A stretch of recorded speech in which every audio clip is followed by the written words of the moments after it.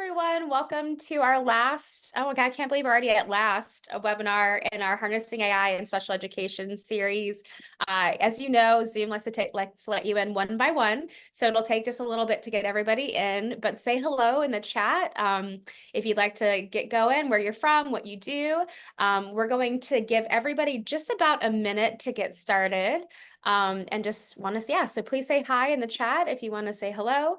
We have a pretty full day, so we actually have two special guests today, not just one. So both a practitioner and what I call a tech builder.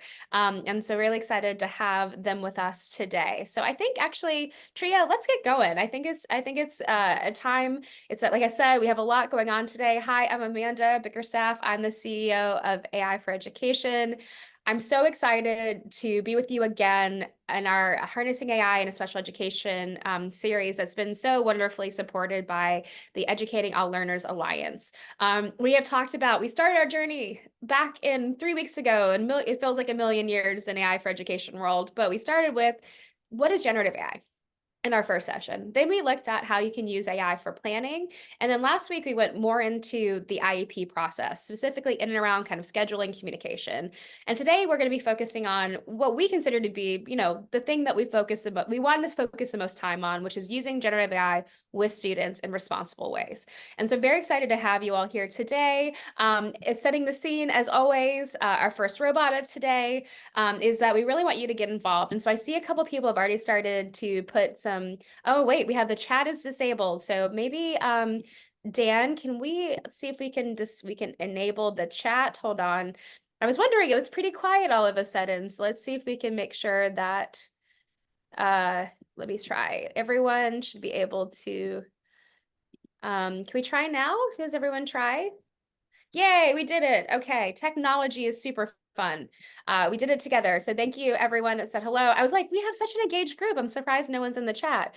Well, we're very glad to have you all here. And so please do that. Say hello, where you're from.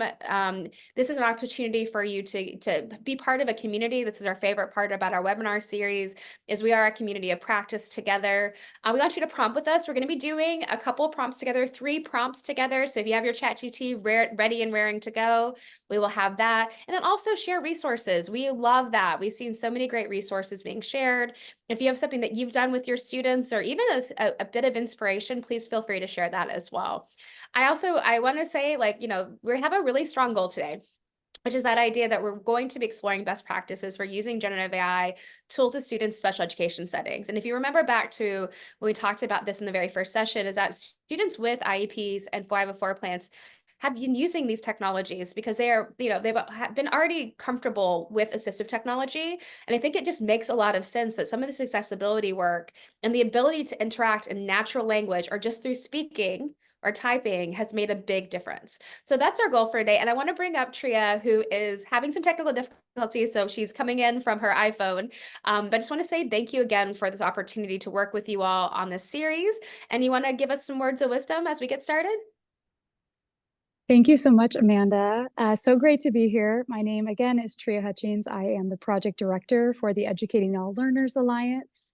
We are so excited to bring you this series and learn along with us across this series. And our hope with this is not that we just have this live event, but actually that these can be used as resources past today, so that you can access the recording and you can access the physical resources or digital resources that we have from this series. So really excited to be here. And I think that especially with this session, as well as all of our sessions in this series, these are questions that you can start asking and to introduce yourself to this work.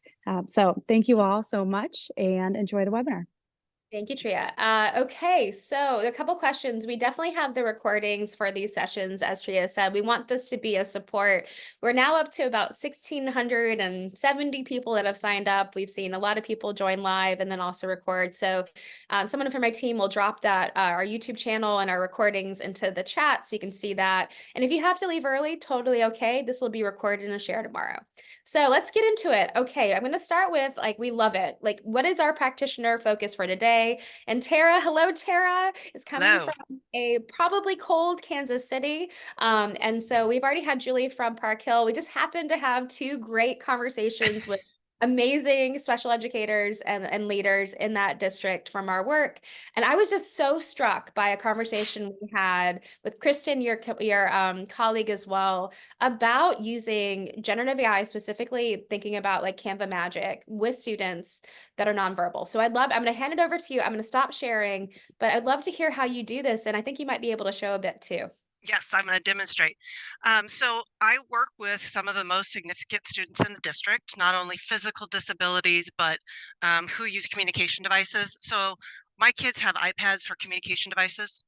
So if I open a blank Canva, we were able to make connections with children, showing them that what they put on their communication device can create an image. So I'm obviously not going to use my communication, but I had a young man who was obsessed about tigers. So when he used his device and said tiger to Canva, and he then gets a picture. It takes forever, but what you're going to see is this is just going to give him the face of a tiger. So then that's not what he wanted. He wanted a tiger with legs. So he was able to come back here, and on his communication device, he is able to generate what he wants. And he created it, and then when we are in Canva, then he was able to use written expression. So he's making the connection between his communication device, generates an image, and then how it is also communicating with something. Another example that I have of using the Canva AI is that I have high school students with physical disabilities. So a lot of students with think cerebral palsy. And they have these crazy things where they make them go to art class. And it's real hard to generate art with a physical disability. But with using AI, we have been able to generate the type of art that the teacher's teaching about. We've been able to teach the different filters and things. So they did a whole unit on animated things. Well, in Canva, the student can pick animated and create something original.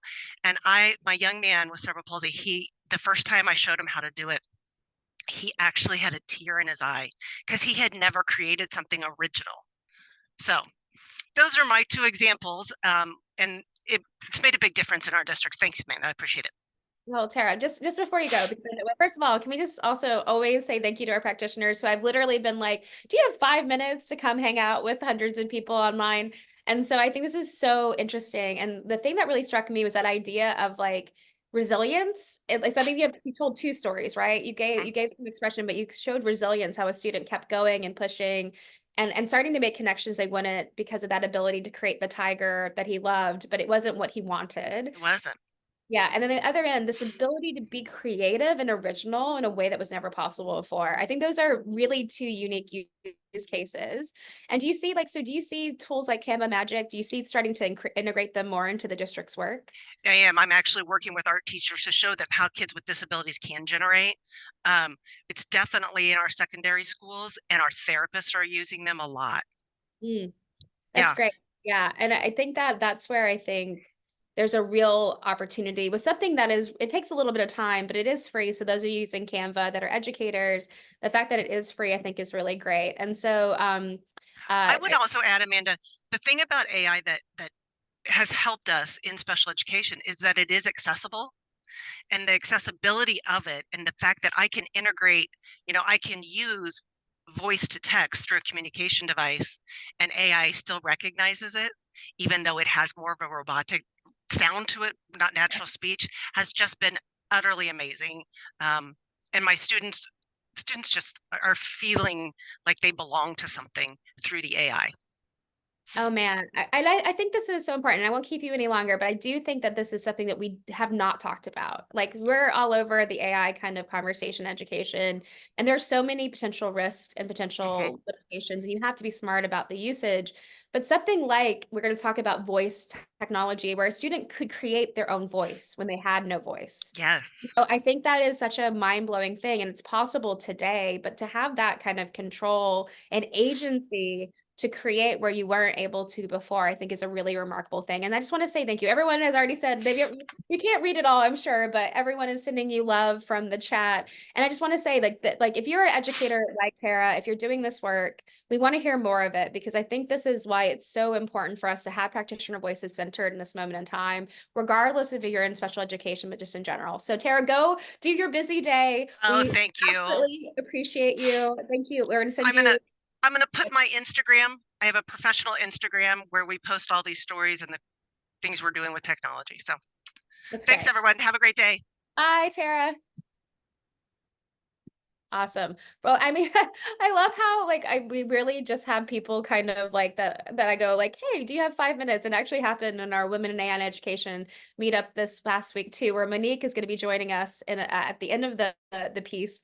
That we just really love this idea of bringing in real voices. So I just that everyone still send Sarah some good luck, because I'm sure she is so busy right now.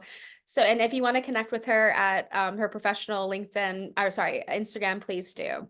So we're going to keep going though. We're going to roll. We're going to look at this idea of like, we talked about this kind of a bit about choosing the right tool. And I know that we have talked about this a lot, whether this is your first time or you've been here through the entire series, but we really do always have to think about data privacy and security for students, especially if they're the ones using the tools. So by far, most of these tools are going to have an age limit between 13 and 18 years old.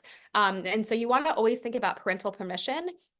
Especially like Canva Magic can be really fun, and it seems like it would be really appropriate for younger students, but we do know that these tools can be biased, they can be a little bit strange and definitely unreliable. So you really want to be quite careful in what you do and make sure that you are supporting that student through ensuring that the tools you're choosing have clear data usage and privacy policies, number one, that they're FERPA and COPPA compliant, which is so important to students with disabilities, and that they minimize data sharing.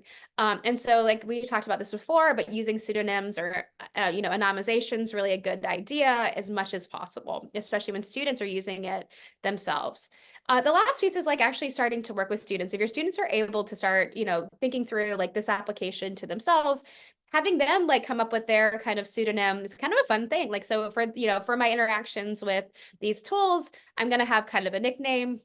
This is what I'm going to use, and I'm going to learn that my personally identifiable information is mine, and it is important to keep safe, and that's a great place to be. But we just want you to kind of center that again into this idea of data privacy and security. And what we want to do is like, there's not necessarily this idea of like, we're not advocating for you to go and throw like 25 tools at your students, but what we want to do is think about how you're going to actually set the stage for your students and then choose an appropriate tool. So we're going to talk about those two pieces today. So first is this idea that like we talk a lot about kind of three key areas when it comes to students working with AI in responsible ways. One is going to be transparent, that we know they're using it and how they're using it. Two is that they're verifying, they're ensuring if they're going to be submitting something that it is real, because we know that GenAI can make things up. Like that tiger suddenly was like a fantastical tiger with, 17 arms and weird hands. You want to be kind of clear that that's going to be great for a creative piece, but maybe not for something photorealistic. And that last piece is originality, or the level of augmentation. And so we want to think is that when you're introducing these tools to students, they should be an extension of the student. They should not be a replacement. And so this idea that Tara talked about of a student being able to create art for the first time was a really amazing example of this. Is when a student has the thing they wanted to create, it meets the creative art teachers' goals around the style, the approach, everything, but it's still his ideas, his focus, and now he's able to control that. So I think that's a really important component of this. The second is we need to create guidelines on when and how to use these tools. And so we think that like whether you're working with students at, that are going to be able to be self-directed, or you're going to need to do more support, I think it's very important to kind of always recognize that like there are these kind of important times in which we are having tools that are available or not available, and make it, especially with students with disabilities, we need to make it a routine. And so we don't want a whole bunch of different rules and like things that are very complicated, because we want to really have them focus on responsible use every time. So we would say that like if you're working within a school or a district with multiple providers and multiple teachers and aides, it's a great idea to come together. Again, we talk a lot about this idea of collaborating as special educators, And so this is something that I think is really, really important, is that we're coming together and also identifying which tools and how we'll be using them. And if we can limit the number and have them be really focused, that can help a lot in terms of responsible adoption. Some opportunities to work with students is talking about the same thing we talked about in our very first session, those kind of limitations and capabilities of the AI itself. It could be really interesting if you're doing art to talk about students about copyright and fair use and what is original, if you want to get deep. If not, you want to talk about how these tools can even show a student. Let's say in that first example of the tiger, you can show a couple of versions where it gets it right with a good prompt, and then it absolutely gets it wrong. So you can show the students that this is something that really we need to be cognizant of, that they do have limitations and these tools are computing. And so that's something that's really important. You always want to review data privacy. And of course, we have a question in the piece around Jillian about the idea of guidelines and consent. I will say that we work with Park Hill District on guidelines and guidance. And so the teachers and students and leaders are working together to actually build these guidelines of appropriate use. So that's a really good example of that. But getting parental permission is incredibly important with any tool you're going to be using in general with students. But really right now, this moment in time with generative AI, we really say, you know what, over rotate, like get that permission, make sure it's very clear, because that's going to be something that's really, really positive to ensure that everyone is coming from the same understanding of what you're going to be doing. So we're going to look at is some ways in which we start thinking about which tools you can create. And what we're going to also do is we're going to start talking through some of the opportunities that we have. So some of the tools that exist, and we're going to do some demos. And so one of the things we want to think about is the same way with your IEP goal setting that we talked about last week, is that we want to make sure that we're matching students not just to goals and objectives and modifications, accommodations, but also the tools they need. So starting with the student in the center of this diagram is the idea of what are their strengths, what are their challenges, what are their interests, they have a learning preference, the goals themselves that are coming through that IEP, accommodations and modifications that they need to have, and their comfort level with technology. We know our students are coming from all different areas across all of these pieces. So for some, like Canva Magic with permission might be perfect, but for others, maybe we want to go a little bit further in terms of that creation and design and think about something like Midjourney.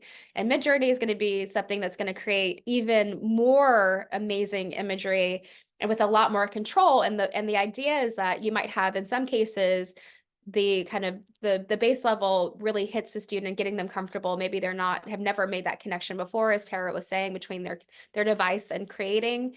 Whereas the last student, this idea of creating, like being a creator, he might be in a more specific position to start taking on some of these tools that are going to require more technical skill, but still are going to be able to be prompted or asked questions in natural language. So that's something to consider.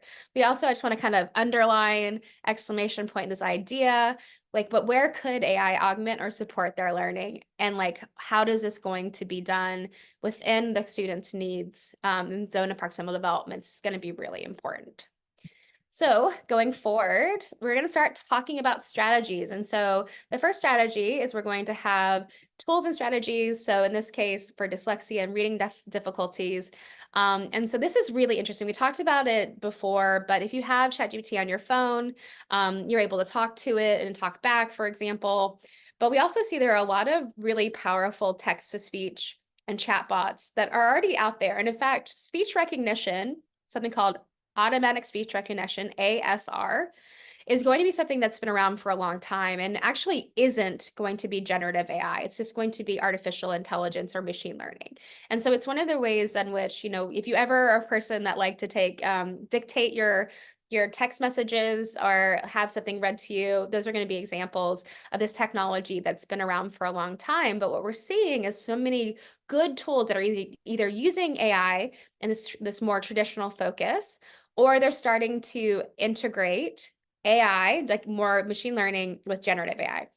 So we're looking at a couple here, and I just want to say thank you to everyone that's kind of putting in the tools that you love using. I see the twin picks and others, but yeah, please keep putting in. If you have great tools, please include those into the chat. We love that. But we want to look at is things like Natural Reader or Speechify.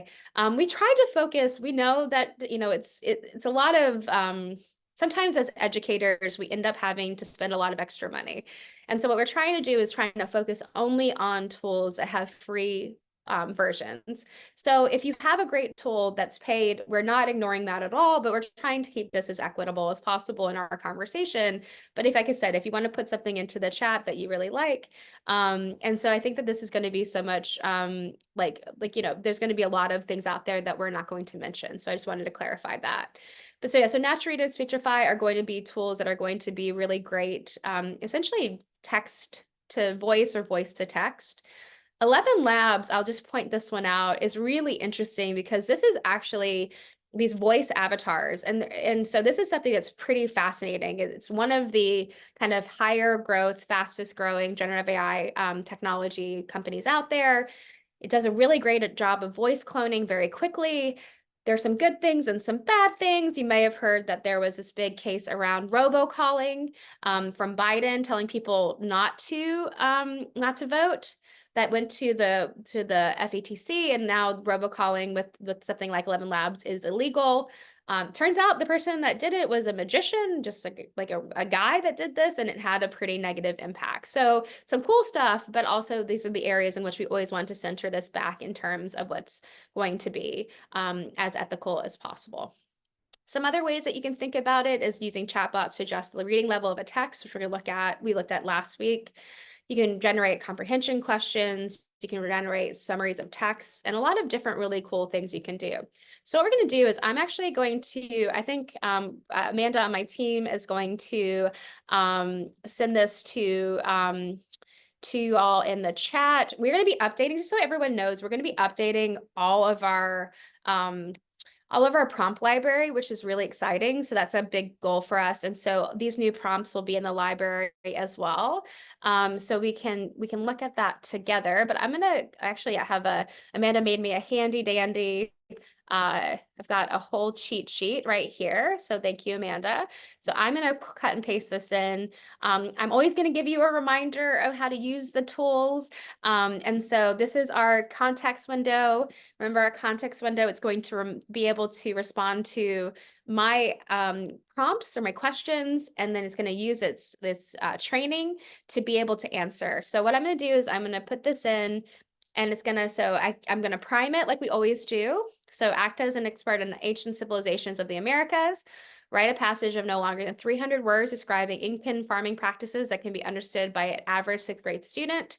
The passage should be organized using headings and use direct, concrete language. So I'm going to hit that button. And what I have is, now we can start to see, though, this is really interesting. So we've given it very, very specific directions, which you always want to do. And so we have as an introduction, then there's a section on terrorist farming, crop diversity, crop rotation, irrigation systems, and a conclusion. And so what I'd say is, like, first of all, like, I can give it way more specifics if I wanted to. If I wanted to focus on one of these items specifically, we could do that, but it's just a really nice way to get started. There are lots of ways for us to kind of riff on this. We can do now create a version with simplified language for our students with reading difficulties. So what I can do now is I'm going to say I've used my expert, like I'm the expert in the human loop. I've decided this is good. You'll spend more time than I did because we won't be in front of 300 people in a webinar. And what we do though is now I can say, I like that. And now I'm going to differentiate it. So I can see that now we have steps for farming, taking care of the land, and the conclusion. It's simplified this quite significantly. I now can say things like create 2 vocabulary lists, 1 for each of the passages. And what we can do is now we can start to see, so we have terrace farming, erosion, fertile, and then you can see even this, you can start to see that like there are some ones, and like, so I'd say it's like, it's not going to be so great. I probably want to do a little bit of work on making this more like a little bit less, a little bit between these 2 spaces. Like you have very advanced and then not very advanced. There's probably a space in between. But these are examples of how I'm using my expertise. I'm thinking about what we're doing in a sense of, creating, content that's now diverse and differentiated for my students. I could also, if I had a really great text I already had, that isn't structured. I can add structure to it by like bringing it in, cutting and pasting it. There's just a lot of really great opportunities into what we can do here. So this is a great example. And there's a question already from someone about Copilot. We're focusing on ChatGPT 3.5 because of the idea that it's pretty freely available. If you're using the free the free version of Copilot, it's also going to be powered by ChatGPT as well. So we would suggest you could do the same thing. If your school or district has already purchased Copilot for Word or Excel, the whole Microsoft suite, that's a great opportunity too, to be able to do some of this work and connect it to the different avenues like PowerPoint. So great question. And if you have Q&A, so it's hard for me to follow the chat, but if you do have a question that you'd like me to answer, please put it in the Q&A. We will have time at the end for us to focus on some pieces. But if you have something that kind of comes up, I'll always be looking at it. So next section. So we've looked at like this idea of text to speech, of simplification. Now we're going to look at some tools and strategies for writing support. And so I know, as someone that actually, it's quite funny, I really struggle with writing. It's why we only have one article we have ever written at AI for Education, is because I would much rather write a practical resource and try to write a narrative piece. So it's something that I personally struggle with. And so didn't finish my PhD, maybe for that reason too. The idea of writing a dissertation was really hard for me. And so the idea of having writing support for students that have disabilities or students that even just really struggle with getting started or the writing process. There are a lot of really, really great writing supports out there. You've got your more traditional AI systems that have been around for a long time, like Grammarly and Quill, that are now starting to bring in like generative AI. So we've talked about it before, but Quill has about 200 machine learning models that allows it to be able to identify sentence variety and punctuation mistakes. But then what we're seeing is that both Grammarly and Quill now have generative AI incorporate it into their systems. In fact, I don't know if everyone saw this, but there was an article last week where a woman in college was actually failed on an assignment because she used Grammarly. And so she was not aware. She thought that Grammarly was just a writing tool and was not aware that it was generative. And then it got popped by an AI detector, which we know can be a problem. So again, always positive, but also some areas in which we have to be aware of. But you have Grammarly, you've got Quill, you've got Hemingway Editor. We're going to see so many new writing tools that are going to come up, and because this is something that is so interesting for this moment in time, is that there's so many people so many ed tech providers that are really focusing on reading and writing support, because generative AI is natural language. It's really good at understanding language, and it's really good at mimicking human language. And so this idea of that we're going to see more and more of these is really great. And I love that Anna and others are using things like Hemingway. It is, Lori, it's interesting, because of Grammarly, maybe not signing privacy policies. There's definitely some, major stuff happening, and it hasn't really played out yet as to how these tools will be available. There've been some question about the slides. We don't provide the slides, but we do provide a one-pager. And what we'll do is we'll also make sure to kind of have a follow-up with all the tools that we've talked about and ensure that you get that access to that. And Alana, what I'll do is I'll answer that piece more about Grammarly at the end. So if you want to pop that question into the Q&A, that would be great. Okay, so there's other ways we can use this that are not just tools. We love giving you the opportunity to see some tools that are directly designed for this pedagogical frame and or support. But then we also like to look at, again, ways in which you can use it through a chatbot, whether you really, like you said, Copilot, ChatGPT. Claude is a great writer. I actually think Claude is the best writer, I think, out there. But we can use a chatbot for real-time feedback and support for students, where they can put their, upload, cut and paste in their writing and get some feedback on some things that they know that they maybe struggle with. You can have it proofread a student text or generate ideas and outlines. You kind of see that we look at it from two areas here. So the first two are really focused on kind of after the process has started, and the first looks at how the process starts. So the idea of, on those two ends, it's a really great way to implement prompt engineering and having kids with permission and training, I'm always going to say that, to be able to get that feedback and to get help in those areas in which really are important for them and their process. And so what we're going to do is we're going to look at the writing process. Okay, so we've got, okay, I have to say, I asked Amanda on my team, which probably just sounds like I'm talking to myself, but Amanda DePriest, who's amazing. And I want to say, shout out to Amanda. She has been so amazing this entire time. All of this content that you see here, she has absolutely shepherded and brought to you all. So let's give her a high five virtually. But her son is actually studying the Incans right now.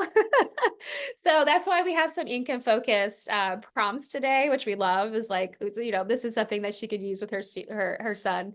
But here we go. So what I'm going to do is, this is my paragraph. So this is a paragraph that the student, maybe even her son, wrote. And so what I'm going to do is I'm going to open a new context window. And so this is my paragraph about ancient Incan farming. Help me make it better. Give me 3 tips for improving my paragraph, but don't tell me what to write. There we go. Talk to me like a 6th grader. Here's my paragraph. They lived on mountains. They made terraces like stairs to grow crops. They watered the crops with canals. They grew beans, potatoes, corn, quinoa.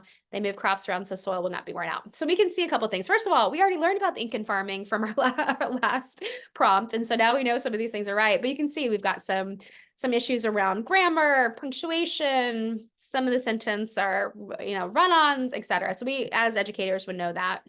What we have now is ChatGPT. Here we go. So it says, add some details, like how are they done? Use descriptive words, connect your ideas. Okay, so here, oh, that's really interesting. Instead of just saying this, you could say that, and that makes your writing more vivid. Try linking your sentences together. I can say, what about my grammar? And what we can do is that there's some problems with some punctuation in there. And so they're getting feedback now on this. And of course, we want them to learn this, but this would be like part of the, I would think of this as part of like the process in which the student's not getting it to write their work. What they're doing is they're kind of partnering with this the same way that you would partner with the student. You would review, you'd have your, you know, your red pen, or maybe your fun and it's purple, and you go through, you start marking this up and having conversation about ways to improve that draft. And so think of it in that way. We can, there are opportunities to do that, you know, like, okay, so what are some other ways? How can I do this? And now I have updated my piece of writing, and I can plug it back into and plug this back into and see if I've improved it and how. And I think that's just really, oops, my video off. That's really pretty fun, is that like we are definitely in a really cool space in which that feedback is quite interesting. And so where you can start to do this work in the sense of like, you see how we're not, one of the things I've been thinking about a lot over the last couple of weeks, especially with this series, is this idea of on-demand support. And we are, as teachers, are not on demand.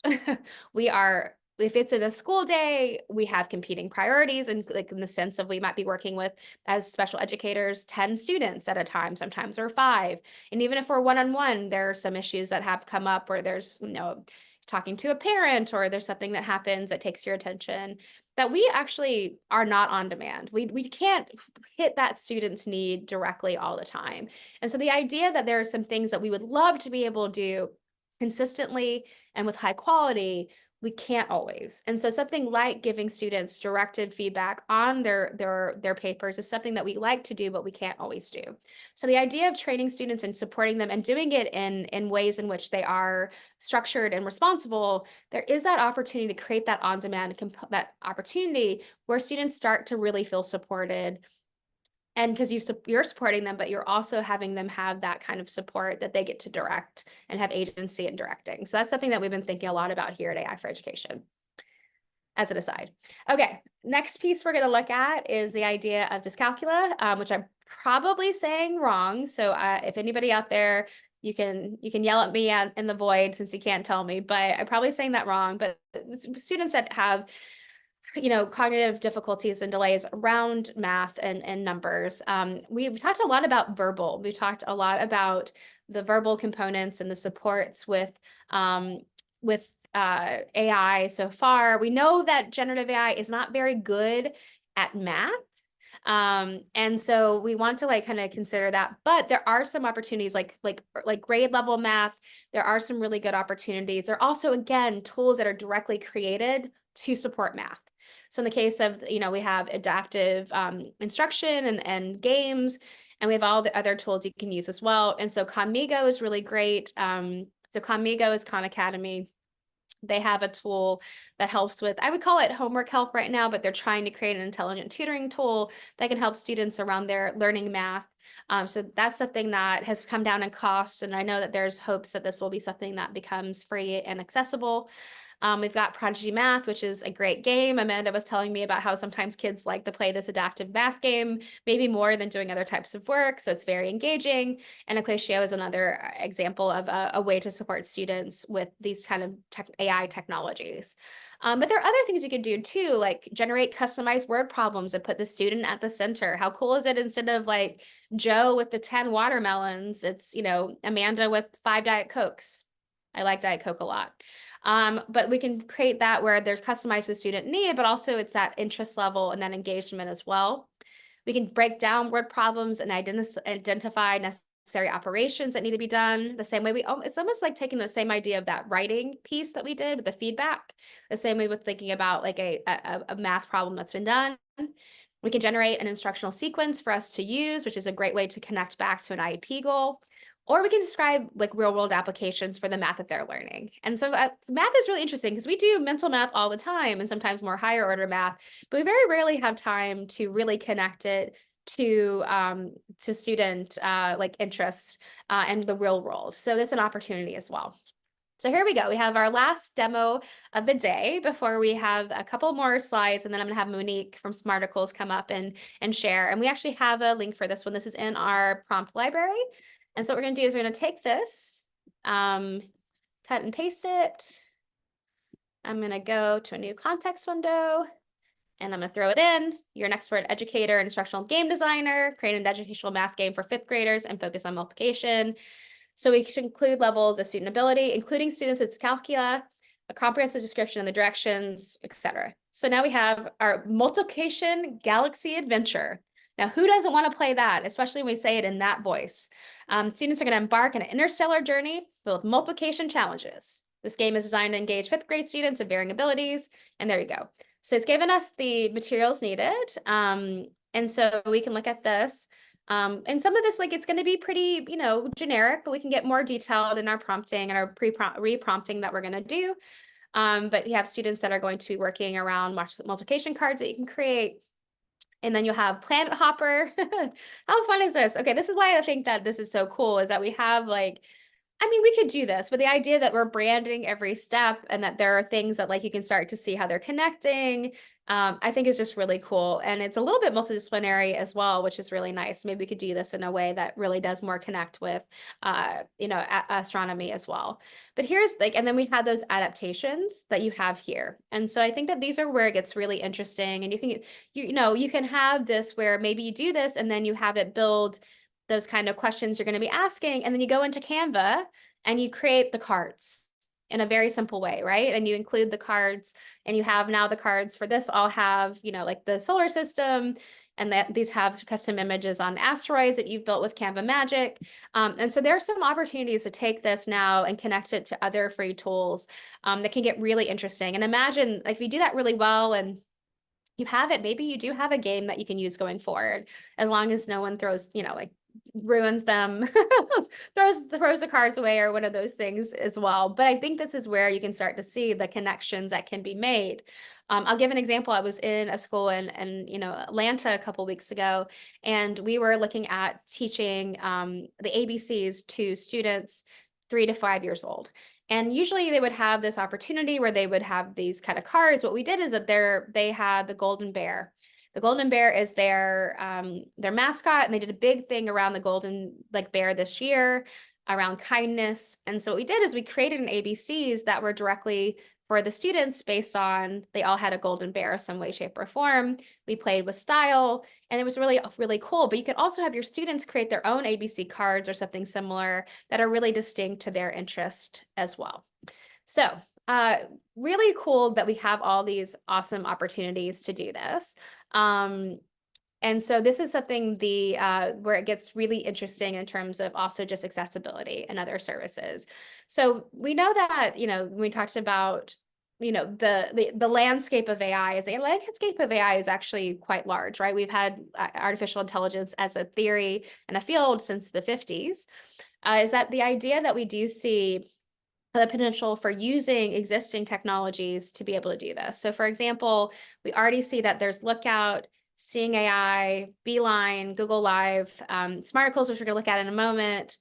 These are all going to be automatic speech recognition or voice to text. Some of them, I know someone asked about OCR or handwriting, essentially. There are tools that connect something that's handwritten to voice. And in fact, you can upload in Gemini and in the GPT-4 and Claude something that is drawn and or handwritten, and it will be able to parse it unless you have really terrible handwriting, which I do. So there are already opportunities within the free tools as well. So there are lots of really great opportunities for voice to text, text to voice, that already exist that are getting more powerful based on integrations with generative AI. So what we're going to do is, I'm so excited. So I know we've talked about this before, but we have this amazing Women in AI Education group that's approaching 700 women across 20 time zones. And we had our first meetup of the year last week. So I'm going to call Monique up on the stage to say hello. Monique was just happened to be in a session in a small breakout room with Amanda DePriest and she started talking, and I'm like, oh man, do you have 5 minutes? She's given us more than that, but do you have 5 minutes for this webinar to share? Because we gave a practitioner voice, and we've really privileged that. But then now let's actually look at someone that's taken a high need based on personal experience and expertise, and then created something that really is designed to work with students. So Monique, do you want to tell us about Smarticles and your journey? Sure. Is it possible I can share? Okay, I'm going to stop sharing and you should be able to share. Okay. There you go. You got it. Oh, yeah. Hi, everyone. My name is Monique Howard. I am the founder of Smarticles, and we help schools reimagine how we provide speech and language therapy services. And so what we do is we turn Alexa into a personalized communication partner for young learners who struggle with social connections. And our flagship skill, which on Alexa, they're called skills instead of apps. So you can download our skill, which is Color Together. It's a very basic, I call it basic, but it's a coloring companion. And what happens is the child prints out a coloring sheet, and Alexa has her coloring sheet. And there's a back and forth conversation about the picture. So Alexa asks the child, what picture do you want to color? What color do you want to make it? What part do you want to color? What color do you want to make it? And so while they're doing that, there's some engagement. And my background, I have a heavy tech background, but I have 2 children on the autism spectrum. I say children, they're young adults right now. But when they were young, my son, his language was very limited by the 4th grade, 3 to 4 to 5 word sentences. And so you can imagine how that would have been for someone that age to not really be able to communicate. At the time, he took one of my Alexa devices and just started talking to it. And what I found is that he would try to, give more words to Alexa because she didn't correct him. She didn't say, say this. She just basically said, I don't understand. And with that, they gave him the freedom to say whatever he needed to say. And parents and teachers, we love the kids that we teach, and we love our children. But we sometimes, can kind of quickly correct, or they might feel a level of pressure to perform. And so that was all taken away. And over time, his sentence length increased, and he became more confident in what he was saying. And so that's where the premise of what we built today is based on. So as I mentioned before, there's a back and forth conversation. And while they're actually coloring apart, they hear stories. So we partner with some children's book authors to bring some really vibrant stories to the platform. And so our current version is on Alexa. It's a free version. As we add more content, there will be a subscription base. It'll be subscription based at a nominal cost monthly. But we're moving more to at the bottom of that version, to a more literacy and vocabulary focused version of this. There will still be a back and forth conversation, but we're putting more books and we're putting more emphasis on increasing their background knowledge, increasing the vocabulary, and also giving schools a way to actually tell Alexa, tell our app, what are some of the goals they want to focus on. So maybe they want to increase vocabulary, or maybe they want to increase the sentence length, or maybe just, some of the things that are included in the IEP. We're working to have that as a part of a dashboard, so that schools can kind of just check a box, and the AI on the back end, in which we'll be using ChatGPT in order to help us increase our ability to actually meet those goals.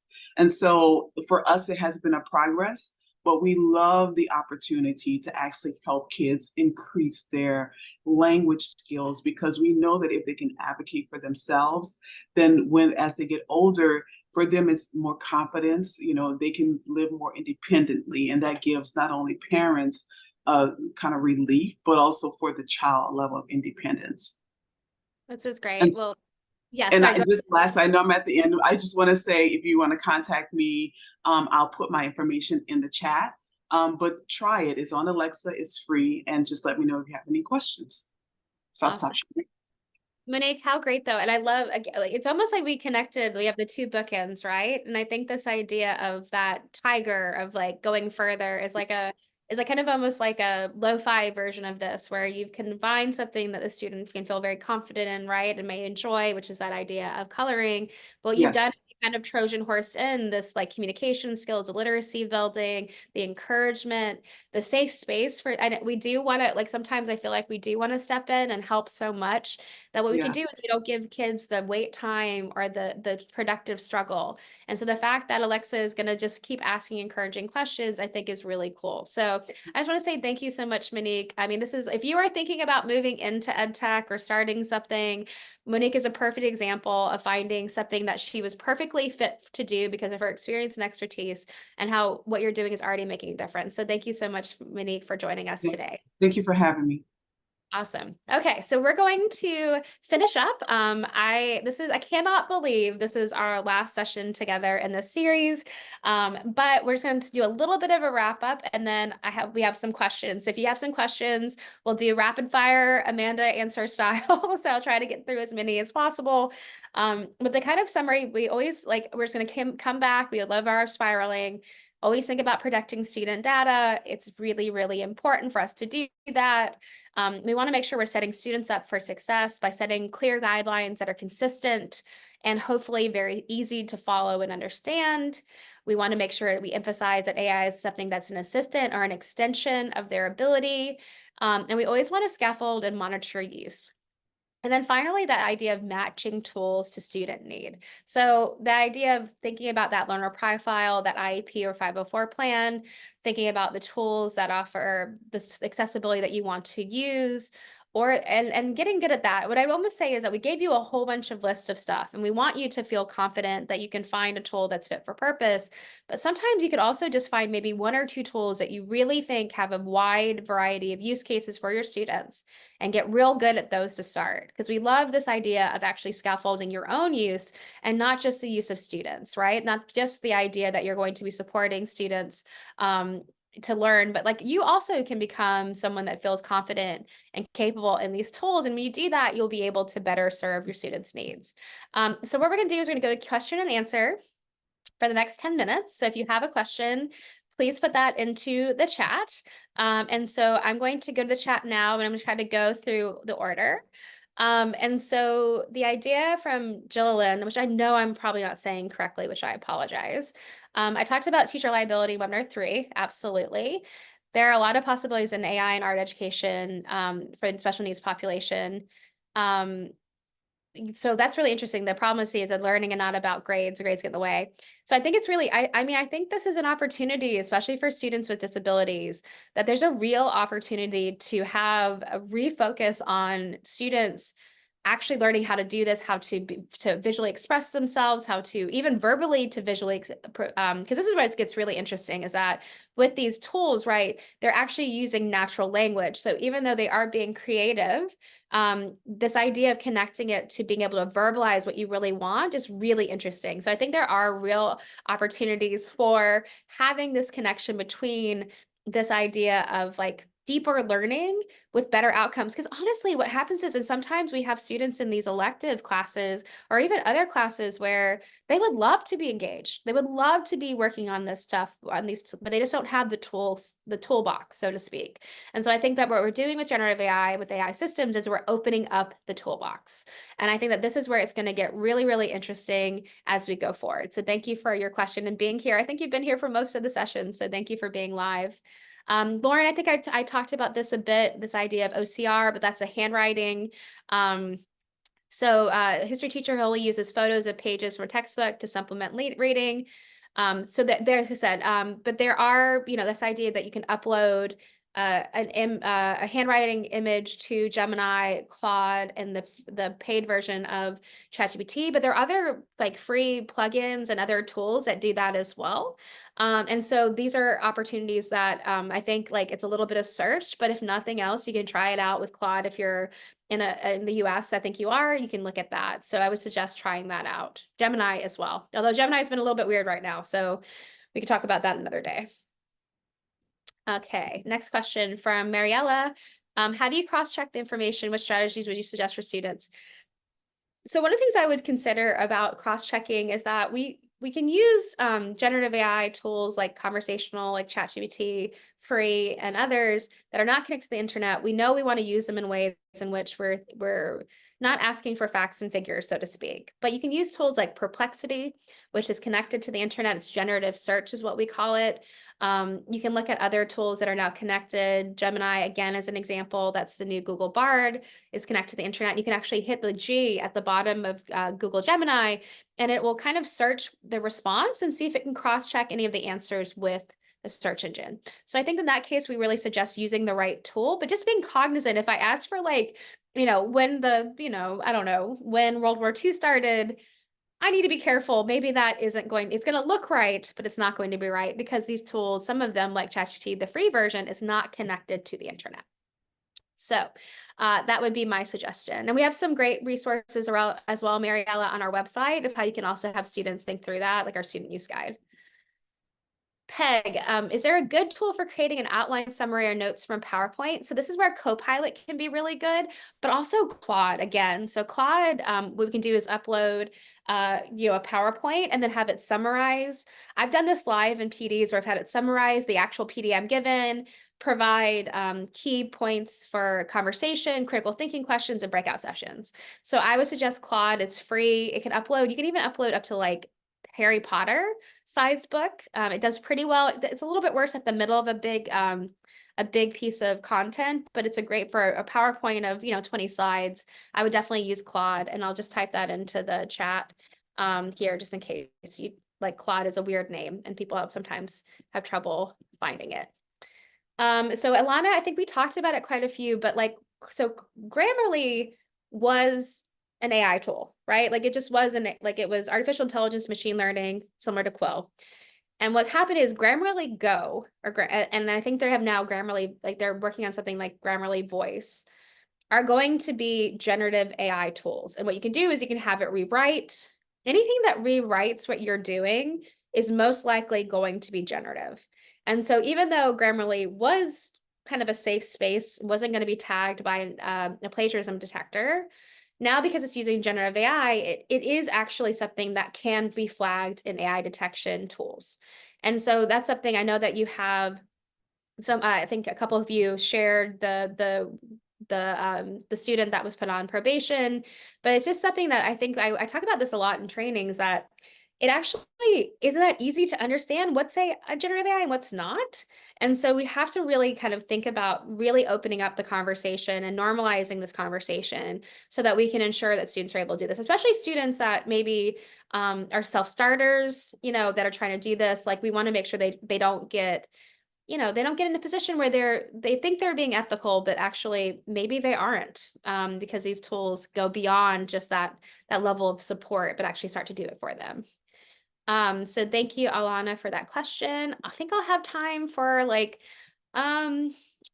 maybe two more. So Laura, do you have resources you can share that you kind of use when talking to teachers about AI detectors? It's currently a huge topic in my district. We have a great video on our YouTube that has me essentially fooling an AI detector very easily in under 5 minutes. We also have a webinar that we did back in the day where two founders of proof of effort tools, Rumi and Cursive, were able to fully fold 90% of the time AI detectors with a simple prompt.